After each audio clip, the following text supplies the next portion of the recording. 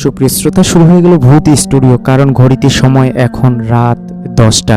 রাত 10টা মানেই ভূত স্টুডিওর সময়। আপনারা শুনছেন বিজয় FM 71.0 এর শুক্রবারের নিয়মিত আয়োজন ভূত স্টুডিও। আপনারা জানেন, দর্শক শ্রোতাদের জীবনে ঘটে যাওয়া অদ্ভুত অলৌকিক ঘটনাগুলো নিয়েই মূলত আমাদের এই এপিসোডটি সাজানো হয়ে থাকে। অনেকেই মনে করে আমাদের এই জগতের বাইরেও অন্য একটি জগৎ রয়েছে, যে জগতে প্যারানর্মাল ঘটনাগুলো ঘটে থাকে, ভৌতিক কাহিনীগুলো ঘটে থাকে, যা নিজের চোখে না দেখলে বিশ্বাস করা মুশকিল হয়ে পড়ে। তো কেউ এগুলো বিশ্বাস করে, কেউ বা বিশ্বাস করে না। বিশ্বাস করা না করাটা আপনাদের ব্যক্তিগত বিষয়। আমরা শুধু ঘটনা শেয়ার করি। তাই তো দর্শক শ্রোতাদের মধ্য থেকে, আপনাদের মধ্য থেকে যারা আমাদের প্রতিনিয়ত ঘটনা লিখে পাঠান, আপনাদের জীবনে ঘটে যাওয়া অদ্ভুত ঘটনাগুলো, অথবা আপনার শোনা কোনো ঘটনা, আপনার বন্ধুবান্ধবের কাছ থেকে শোনা কোনো ঘটনা হতে পারে, অথবা পরিবারের কোনো সদস্যের কাছ থেকে শোনা ঘটনাও হতে পারে, সেই ঘটনাগুলো লিখে পাঠিয়ে দিতে পারেন আমাদের ইমেল বক্সে। আমাদের ইমেল ঠিকানা bijoyfm71.0@gmail.com, অথবা আমাদের ফেসবুক পেজের ইনবক্সেও আপনার ঘটনাটি সুন্দর করে লিখে পাঠিয়ে দিতে পারেন। আপনাদের ঘটনাগুলো নিয়েই সাজানো হবে আগামী এপিসোড। আশা করি সেই এপিসোডটিও আপনারা দেখবেন। পাশে আজকেও কিন্তু আমরা অনেকগুলো ঘটনা পেয়েছি, যেই ঘটনাগুলো শরীরকে হিম করে দেওয়ার মতো ঘটনা, ভৌতিক ঘটনা, যে ঘটনাগুলো নিজের চোখে না দেখলে আসলে বিশ্বাস করা মুশকিল হয়ে পড়বে। তাই তো আপনি যদি ভয়কে ভালোবাসেন, ভয় করতে ভালোবাসেন, ভয়ের গল্প শুনতে ভালোবাসেন, আমাদের আজকের অনুষ্ঠানটি আপনার জন্যই। তবে একটি সতর্কতা বিষয় হচ্ছে, সেটি হচ্ছে দুর্বল হৃদয়ের মানুষেরা আমাদের এই অনুষ্ঠানটি শোনা বা দেখা থেকে বিরত থাকবেন। প্রিয় শ্রোতা, এখন পর্যন্ত কিন্তু আমার পরিচয়টি দেওয়া হয়নি। আপনারা শুনছেন বিজয় FM 71.0। আপনাদের সাথে আজকের আড্ডায় যুক্ত হয়েছি আমি শ্রী স্বপন বর্মন। আশা করি আজকের গল্পগুলো আপনাদের খুবই ভয় লাগবে। তো চলুন আর দেরি না করে আমাদের প্রথম স্টোরিতে চলে যাওয়া যাক।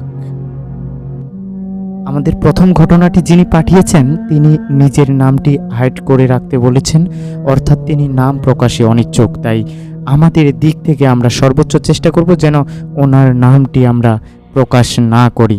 তাই তো ওনার নাম বললাম না, তবে ঘটনাটি ঢাকার মতিঝিলের। তো বলা হচ্ছে, তিনি ঘটনাটি যেভাবে লিখে পাঠিয়েছেন আমি সেভাবেই পড়ার চেষ্টা করছি। এটি আমার একটি শোনা ঘটনা। আমাদের বাড়ির সামনের গলিতে এমন ঘটনা ঘটার কথা শোনা গেছে। গলিটা এমন যে রাস্তা থেকে দেখলে গলির শেষ মাথার সিঁড়ি, গলির দুই দিকে দুইটা বাড়ি।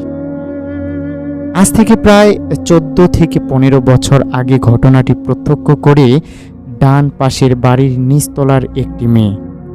একটি রাতে ওই মেয়েটা ঘুমাচ্ছিল। রাতে প্রায় 4টার দিকে মেয়েটা একটা মহিলার পায়ের নুপুরের আওয়াজ পায়। নাচিয়েরা পায়ে যে নুপুর পরে সেটা। তো সেটা পাত্তা দেয় না, ভেবেছে ঘুমের মধ্যে কি না কি শুনছে।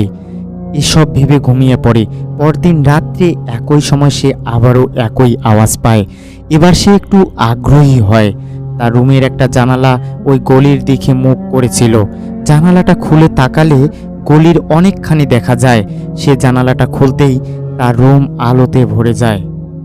আলো সয়ে এলে সে দেখতে পায় গলিতে একটা মহিলা সাদা নাচের কাপড় পরে নুপুর পায়ে হাঁটছে। ওই কাপড়ের উজ্জ্বলতায় পুরো গলি আলোতে ভরে গেছে। মহিলাটা গলির ওই মাথা থেকে একবার ও মাথা যাচ্ছে আর আসছে।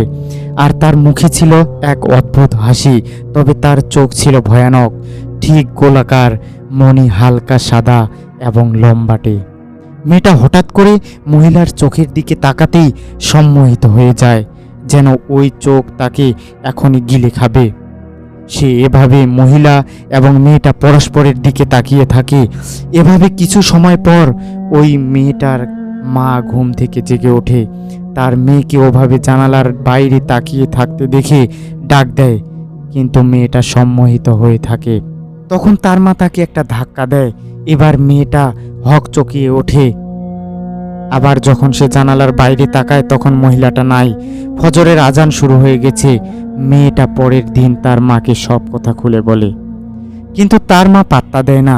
সেদিন রাতে তার মা একই ঘটনার শিকার হয়, কিন্তু সেদিন তার মেয়ে আগে থেকেই জেগেছিল বলে তার মা বেঁচে যায়। তারা চলে যাওয়ার পর যখন নতুন ভাড়াটিয়া আসে তারাও একই ঘটনা দেখে, কিন্তু যেভাবে ঘটনাটা শুরু ঠিক সেভাবেই শেষ হয়ে যায়। ওই মহিলাকে আর দেখা যায় না, তবে প্রায় রাতে সেই নূপুরের আওয়াজ ঠিকই পাওয়া যায়। এই ছিল আমার শোনা একটি ছোট্ট ঘটনা। যদি ভালো লাগে অবশ্যই শেয়ার করবেন।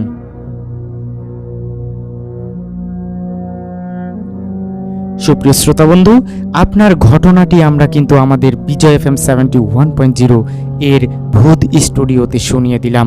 আশা করি আপনারও ভালো লেগেছে।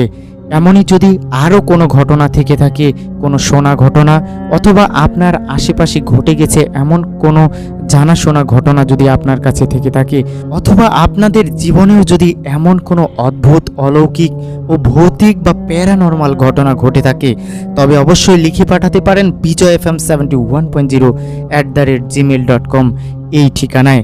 পাশাপাশি একটি কথা কিন্তু আমি বারবার বলি শ্রোতা বন্ধু, আপনারা জানেন বিজয় FM 71.0 এর যাত্রা শুরু হয়েছে, বেশি দিন হয়নি, তাই তো অনেক বেশি মানুষের কাছে পৌঁছাতে আপনারাই সাহায্য করতে পারেন। তাই আমাদের ভিডিওগুলো যদি ভালো লাগে অবশ্যই আপনি বিভিন্ন গ্রুপে শেয়ার করতে পারেন।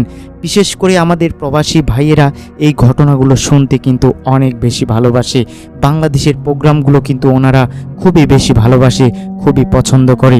তাই তো আপনারা বিভিন্ন ভৌতিক গ্রুপে আমাদের ঘটনাগুলো শেয়ার করতে পারেন, আমাদের গল্পগুলো শেয়ার করতে পারেন, আমাদের লাইভ ভিডিওগুলো শেয়ার করতে পারেন। এতে করে আমাদের এঙ্গেজমেন্ট বৃদ্ধি পাবে এবং আমরা সঠিক মানুষের কাছে পৌঁছাতে পারবো যারা ভৌতিক ঘটনাগুলো শুনতে ভালোবাসে। তাই শ্রোতা বন্ধু কথা বাড়াবো না, আমরা চলে যাব আমাদের দ্বিতীয় ঘটনায়। এই মুহূর্তে আমাদের কাছে যে ইমেল স্টোরিটি রয়েছে এটি পাঠিয়েছেন রাজীব, নোয়াখালী থেকে। শ্রোতা বন্ধু যেভাবে ঘটনাটি লিখেছেন আমি সেভাবেই পড়ার চেষ্টা করছি, অবশ্যই আপনারাও শুনতে থাকবেন। আজকে যে ঘটনাটি শেয়ার করা হচ্ছে এটি একটি অসম্ভব সত্য ঘটনা আপনাদের মাঝে শেয়ার করছি, যার ব্যাখ্যা আমার কাছে নেই। এটি আমার এক বন্ধুর বাবার সাথে ঘটে যাওয়া একটি ঘটনা। ঘটনাটি ছিল এরকম: আমার বন্ধুর বাবা ঢাকায় চাকরি করতেন। প্রায়ই সে ছুটিতে রাতে বাসায় ফিরতেন এবং বাসায় ফিরতে তার মোটামুটি বেশ রাত হয়ে যেত। একদিন সে ঢাকা থেকে বাসায় ফিরছিল। সেদিন আকাশে বিদ্যুৎ চমকাচ্ছিল এবং গুড়ি গুড়ি বৃষ্টি হচ্ছিল। তখন ছিল রাত প্রায় 11:30 থেকে 12টার মতো। সে একটি নির্জন রাস্তা দিয়ে হেঁটে বাড়ি ফিরছিল, যে রাস্তার পাশে ছিল একটা কবরস্থান। সে ছিল প্রচণ্ড সাহসী টাইপের একজন মানুষ। অনেকদিন যাওয়া আসার কারণে সে ওই রাস্তা দিয়ে একা যেতে কোনো ভয় বা দ্বিধাবোধ করতেন না। তো সেদিন সে এমনি করে ওই পথ ধরে একা একা হাঁটছিল। কিছু দূর যাওয়ার পর সে দেখতে পেল সামনে তার পরিচিত একটা লোক হেঁটে যাচ্ছে। লোকটিকে দেখে সে চিন্তা করলো বেশ ভালোই হলো, দুজন গল্প করতে করতে বাড়িতে যাওয়া যাবে। কিন্তু অদ্ভুত ব্যাপার হলো, সে যতই তাকে সামনে গিয়ে ধরার চেষ্টা করছে ততই লোকটি পেছনের দিকে চলে যাচ্ছে। সে এইবার একটু বিব্রত বোধ করলো। সে লোকটিকে এবার জোরে ডাক দিতেই লোকটি দাঁড়িয়ে পড়ল। এরপর সে লোকটির সাথে হাঁটা শুরু করলো। হাঁটতে হাঁটতে সে এক সময় বাড়ির খুব কাছে চলে আসলো। অনেকদিন পর বাড়ি ফেরার কারণে সে, অর্থাৎ আমার বন্ধুর বাবা, বাড়ির কাছে আসতেই কিছুটা অন্যমনস্ক হয়ে গিয়েছিল এবং তার সাথে আসা সেই লোকটার কথা রীতিমতো ভুলে গিয়েছিল।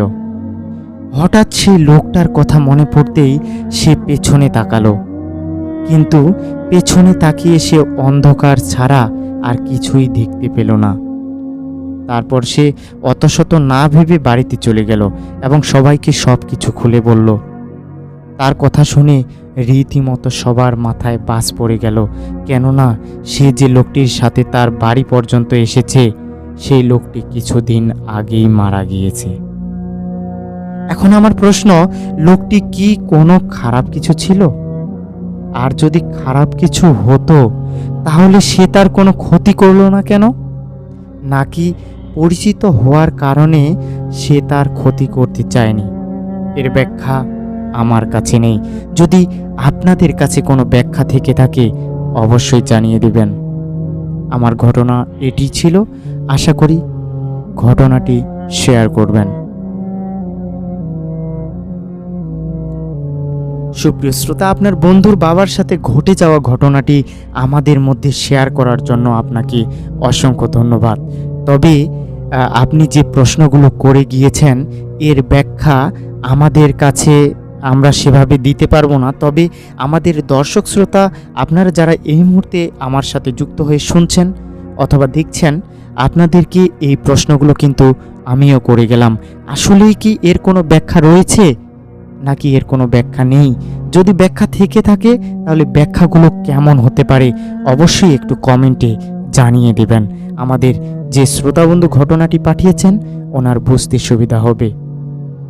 সুপ্রিয় শ্রোতা, আপনারা শুনছেন বিজয় FM 71.0 এর শুক্রবারের বিশেষ লাইভ অনুষ্ঠান, বিশেষ ভৌতিক কাহিনী নিয়ে অনুষ্ঠান, বিশেষ প্যারানরমাল ঘটনাগুলো নিয়ে অনুষ্ঠান ভূত স্টুডিও। আর এই মুহূর্তে আপনাদের সাথে যুক্ত রয়েছি আমি শ্রী স্বপন বর্মন। আমাকে অনেকেই ঘটনা লিখে পাঠিয়েছেন ইমেইলে, ইনবক্সে। আমি মূলত সেই ঘটনাগুলোই আপনাদের মাঝে শেয়ার করছি। তবে একটি বিষয় বারবার আমি জানিয়ে দেই, ভূত নিয়ে আপনাদের কোনো মন্তব্য রয়েছে কিনা, আসলেই আপনি ভূতকে বিশ্বাস করেন কিনা, অথবা ভূত সম্পর্কে আপনার ধারণা কি, সেটি কিন্তু লিখতে একদমই ভুলবেন না। আমরা একটি কথা বারবার বলি, আপনি ভূতকে বিশ্বাস করুন অথবা না করুন, আমরা শুধু ঘটনা শেয়ার করি।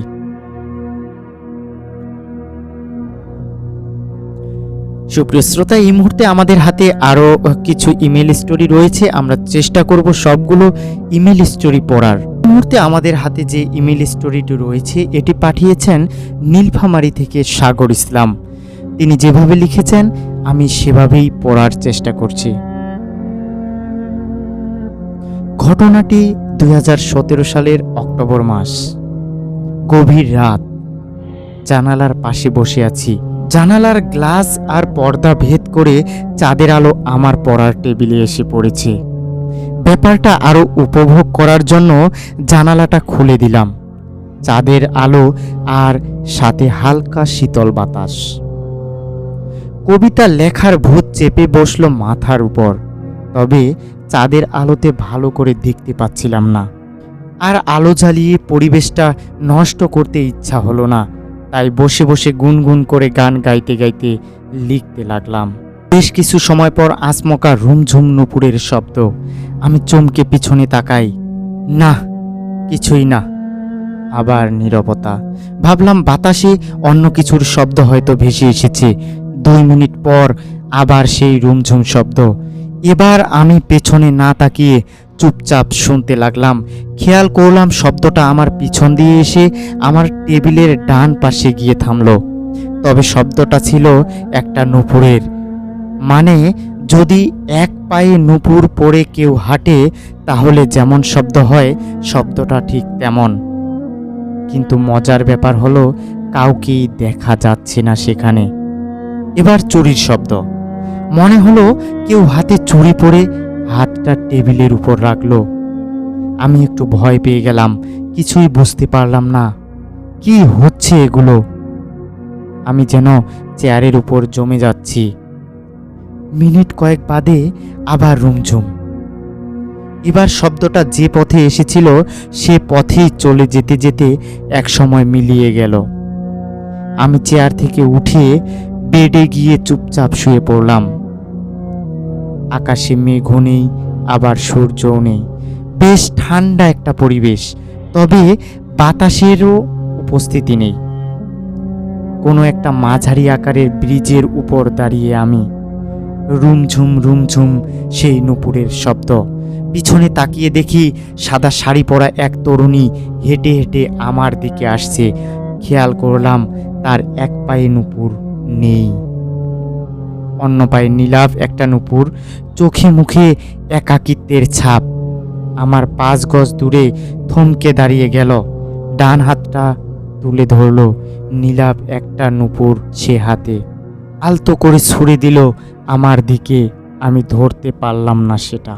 ঘুম ভেঙে গেল আমার। নিজেকে আবিষ্কার করলাম বিছানায়। বুঝতে পারলাম না এটা স্বপ্ন নাকি সত্যি। কারণ সেই নীলাপ নূপুরটা যেটা আমার হাতে। আসলে এ ঘটনার আমার কোনো ব্যাখ্যা নেই। আপনাদের কাছে যদি এর কোনো ব্যাখ্যা থেকে থাকে অবশ্যই জানাবেন।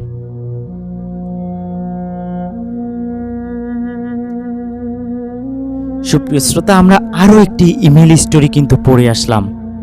তো যা হোক, আমি আশা করি আমাদের আজকের যে ঘটনাগুলো দর্শক শ্রোতা বন্ধুরা পাঠিয়েছে, এই ঘটনাগুলো আপনাদের খুবই ভালো লাগছে, খুবই ভয়ের লাগছে।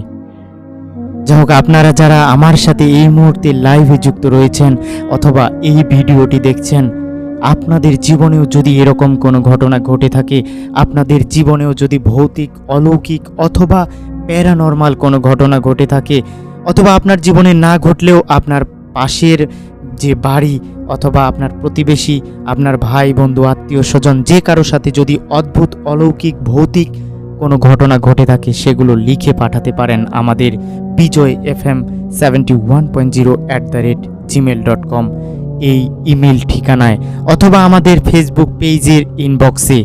আপনার ঘটনাগুলো নিয়েই সাজানো হবে আগামী পর্বের ভূত স্টুডিও।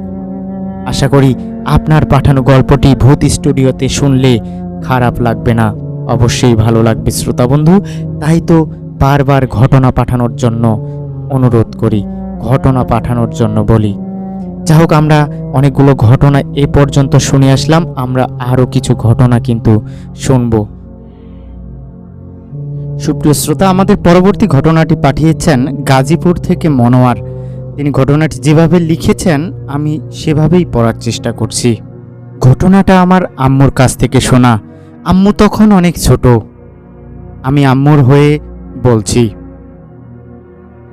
আমাদের বাড়ির বর্ণনাটা একটু দেই। বাড়ির পাশে ছিল একটা ঘন জঙ্গল, তার পাশে ছিল মাঠ, পুকুর। জঙ্গলের ভিতরে ছিল একটা শিমুল গাছ। জঙ্গল থেকে দূরে আরও দুটি বড় বড় শিমুল গাছ ছিল। গাছগুলোকে সবাই ভুতুড়ে গাছ বলে জানতো। এবার ঘটনায় আসি। আমার বয়স তখন 13 কি 14 হবে। আমরা এবং আমাদের চাচা কাকারা একসাথে থাকতাম। আমার এক চাচির সারা শরীরে অনেক ব্যথা ছিল, সেজন্য সে একা একা চলাচল করতে পারতো না। সে কোথাও গেলে তার সাথে একজনকে নিয়ে যেত। তো একদিন রাতের বেলা সে বাথরুমে যেতে চাইলে আমি তার সাথে যাই। বলে রাখা ভালো, গ্রামে সাধারণত বাথরুম থাকে বাড়ি থেকে অনেক দূরে। আমাদের বাথরুমটা ছিল জঙ্গলের দিকে। আমি চাচিকে ধরে ধরে নিয়ে গেলাম বাথরুমের দিকে। সে যখন বাথরুমের কাছাকাছি গেল, তখন যেটা হলো সেটা আমি এখনো বিশ্বাস করতে পারি না। সে আমাকে ধাক্কা মেরে ফেলে দিয়ে জঙ্গলের দিকে দিল দৌড়। আমি ভয় পেয়ে গেলাম। ভাবলাম এটা কিভাবে সম্ভব? যে একা কিছু করতে পারে না, সে কিভাবে আমাকে ধাক্কা মেরে দৌড় দিল? আমি গিয়ে সবাইকে বিষয়টা বললাম। সবাই জঙ্গলের দিকে খুঁজতে চলে গেল, সাথে আমিও গেলাম। সে সময় টর্চ লাইটটা ছিল না। সবাই মোমবাতি কুপি সাথে নিয়ে গেল।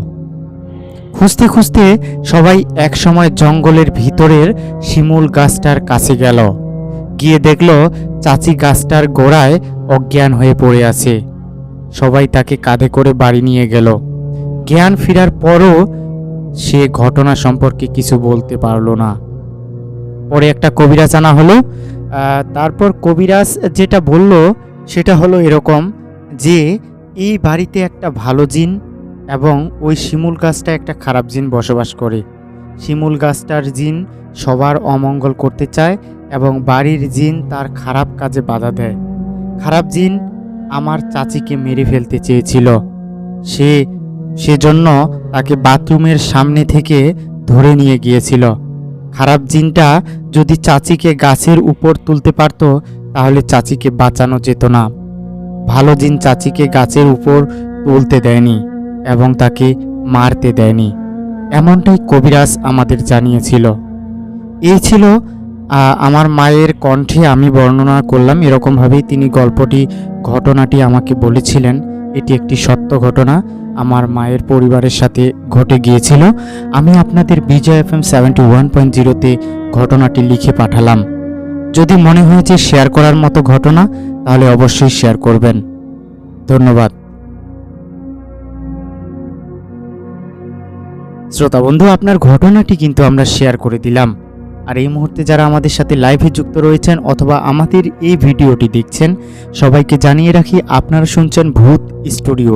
শুক্রবার মানেই ভূত স্টুডিও এর সময়। বিজয় FM 71.0 আয়োজন করেছে দর্শকদের সাথে ঘটে যাওয়া ঘটনাগুলো শেয়ার করার একটি মাধ্যম, একটি প্ল্যাটফর্ম, সেটি হচ্ছে ভূত স্টুডিও। আপনার জীবনেও যদি অলৌকিক, অদ্ভুত আর প্যারানর্মাল কোনো ঘটনা ঘটে থাকে, তাহলে লিখে পাঠাতে পারেন বিজয় FM এর অফিসিয়াল ইমেল আইডিতে। ইমেল আইডিটি আমি বলছি, bijoyfm71.0@gmail.com। আমি আবার বলছি, bijoyfm71.0@gmail.com। আশা করি বুঝতে পেরেছেন। আপনাদের সাথে যদি কোনো ঘটনা ঘটে থাকে, এই ইমেল আইডিতে আপনারা ঘটনাগুলো লিখে পাঠিয়ে দেবেন। আগামী এপিসোডে আপনাদের পাঠানো ঘটনাগুলো নিয়েই দেখা হবে। তো আর কথা বাড়াবো না, আমরা আরও একটি ঘটনায় চলে যাব। আমাদের শ্রোতাবন্ধু মনোয়ার, তিনি আবারও আরেকটি ঘটনা আমাদের সাথে শেয়ার করেছেন, সেই শিমুল গাছের ঘটনা। অবশ্যই আপনাদের মনে থাকবে, একটু আগেই যে ঘটনাটি আমরা শুনেছিলাম, সেই ঘটনাটিতে কিন্তু শিমুল গাছের বর্ণনা দেওয়া ছিল। তো মনোয়ার পুনরায় সেইখানকার আরও একটি ঘটনা আমাদের সাথে শেয়ার করেছে। আমরা সেই ঘটনাটিও আপনাদের সামনে তুলে ধরার চেষ্টা করছি। তিনি লিখেছেন, আম্মুর কাছ থেকে শোনা আরও একটি ঘটনা আমি শেয়ার করছি। আমি আবারও বলছি, এটা আমার আম্মুর কাছ থেকে শোনা ঘটনা এবং আমি আমার আম্মুর হয়েই বলছি। আমাদের বাড়ির বর্ণনা একটু আগেই দিয়েছি। বাড়ির পাশে যে জঙ্গল ছিল, তার থেকে একটু দূরে একটি ধান ক্ষেতের মাঝে ছিল দুইটি বড় বড় শিমুল গাছ। এর পাশে কোনো বাড়ি ছিল না। শিমুল গাছ ছাড়া আর কোনো গাছও ছিল না। এবারের গল্প সেই গাছটাকে ঘিরে।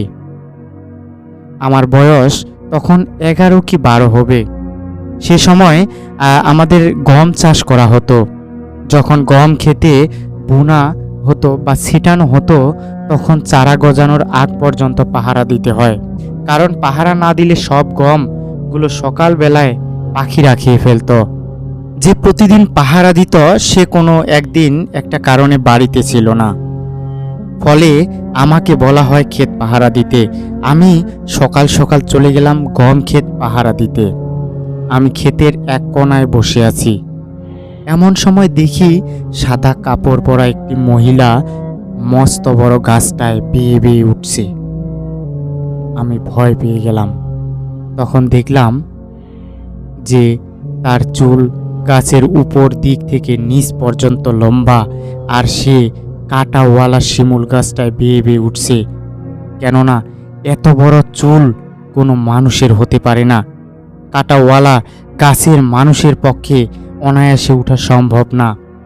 আমি অজ্ঞান হয়ে গেলাম। যখন জ্ঞান ফিরল, তখন দেখলাম আমার পাশে অনেক মানুষ। সবাই প্রশ্ন করছিল যে কি হয়েছে। তারপর আমি সবাইকে বিষয়টা বলি। শিমুল গাছগুলো এখনও আছে, কিন্তু আর কোনো সমস্যা হয়নি। প্রিয় শ্রোতা, আমরা আমাদের আজকের পর্বের একেবারে সর্বশেষ ঘটনায় চলে এসেছি। আমাদের সর্বশেষ ঘটনাটি পাঠিয়েছেন ওসমান গনি, টাঙ্গাইল থেকে। তিনি যেভাবে লিখেছেন আমি সেভাবেই বলার চেষ্টা করছি। তিনি লিখেছেন, আমার জীবনে ঘটে যাওয়া ছোট ছোট কিছু অসংজ্ঞায়িত ঘটনার মধ্যে সবচেয়ে ভয়ঙ্কর ঘটনাটি আজকে আপনাদের সাথে শেয়ার করব। খুলনা থেকে ফিরছিলাম। দুপুরের দিকে রওনা হয়েছি। জ্যামের কারণে আর ফেরি মিস করায় ঢাকায় আসতে আসতে রাত প্রায় 1টা বেজে গেল। তাড়াতাড়ি বাসায় আসার জন্য রেল লাইনের পাশ দিয়ে হাঁটা শুরু করলাম। আকাশে ঝকঝকে চাঁদ, মানুষজন নেই একদমই। কিছু দূর এগোনোর পর একটা গাছের নিচে দেখলাম কয়েকজন মানুষ নড়াচড়া করছে। আর একটু এগোতেই স্পষ্ট দেখলাম জিনিসগুলোকে। নিজের চোখকে বিশ্বাস করতে পারছিলাম না। দেখলাম অর্ধেক অর্ধেক শরীর কাটা কিছু মানবদেহ গড়াগড়ি করছে। কয়েকটার গলা শরীর থেকে আলাদা, কয়েকটার শরীর 4 থেকে 5 খণ্ড। তারা সবাই খুব কষ্ট করে টেনে টেনে নিজেদের শরীর রেল লাইনের দিকে নিয়ে যাচ্ছিল। আমার মাথা ঘুরে গেল এই দৃশ্য দেখে। আকাশে স্পষ্ট জ্যোৎস্না, পরিষ্কার দেখলাম সব। সাথে সাথে আল্লাহু আকবার বলে এক চিৎকার দিয়ে পিছনে ঘুরে দিলাম দৌড়। তাড়াতাড়ি বাসের কাউন্টারে এসে দেখি কিছু মানুষ এখনো বসে আছে সেখানে। ভোরের আলো ফুটলে চলে যাবে। তাদের সাথে রাতটা কাটিয়ে দিলাম। পরদিন সকালে বাসায় ফিরে সবাইকে বললাম এই কথা। আমার ছোট মামা একজন ট্রেনের টিটি। উনি বললেন ট্রেনের রাস্তার পাশে নাকি অনেক সময়ই এসব দেখা যায়। মাঝে মাঝেই ট্রেন চালক বা এদের সাথের মানুষেরাও অনুভব করেন এদের অস্তিত্ব। হতে পারে এরা ট্রেনে কাটা পড়া অকালে মরে যাওয়া মানুষগুলো, যাদের আত্মার শান্তি হয়নি। আমার জীবনে আরও কিছু ঘটনা আছে, আপনাদের ভালো লাগলে শেয়ার করব। যা সত্য এবং সেই রাতে দেখেছিলাম তাই শেয়ার করলাম। সুপ্রিয় শ্রোতা, আপনারা এতক্ষণ পর্যন্ত শুনলেন ভূত স্টুডিও শুক্রবারের ভৌতিক গল্পগুলো নিয়ে, আমাদের গা হিম করার মতো ঘটনাগুলো নিয়ে আমাদের প্রোগ্রাম ভূত স্টুডিও। আশা করি আজকের অনুষ্ঠানটি, আজকের প্রোগ্রামটি, আজকের পর্বের ঘটনাগুলো আপনাদের ভালো লেগেছে। পাশাপাশি একটি কথা কিন্তু বলতেই হয়, আপনারা জানেন সামনে কোরবানি ঈদ। কোরবানি ঈদের পরের যে এপিসোডটি আসবে আমাদের আগামী শুক্রবারে, সেই এপিসোডটি হবে কিন্তু স্পেশাল ইমেল এপিসোড। আশা করি সেই এপিসোডে আপনিও অংশগ্রহণ করে আপনার ঘটনাটি শেয়ার করবেন এবং সেই এপিসোড চলবে কিন্তু অনেক সময় ধরে। তাই সেই এপিসোডে সবার অংশগ্রহণ কামনা করছি। পাশাপাশি সেই এপিসোডের ঘটনাগুলো দেখার আমন্ত্রণ জানিয়ে আজকের মতো এখানেই বিদায় নিচ্ছি। আমি শ্রী স্বপন বর্মন। সবাই ভালো থাকবেন, সুস্থ থাকবেন, নিরাপদে থাকবেন।